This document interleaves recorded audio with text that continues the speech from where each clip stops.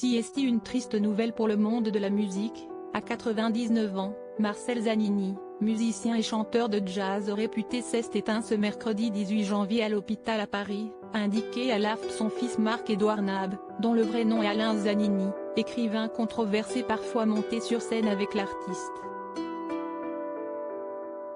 Une triste nouvelle pour ses fans, qui l'ont accompagné en spectacle jusqu'aux années 2010. Le chanteur du tube très connu Tu veux ou tu veux pas?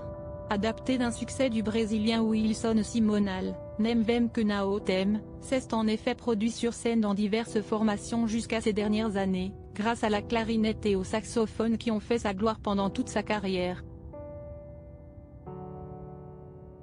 Musicien de génie ou chanteur de variété, une carrière débutée après-guerre, dans le quartier de Saint-Germain-des-Prés.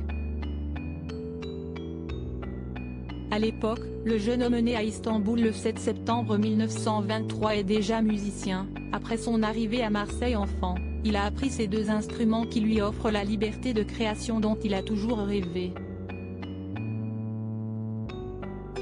Et découvre le jazz à Paris, une véritable explosion dans sa vie. Il quitte Paris pour New York pendant quelques années et s'exerce aux côtés des plus grands.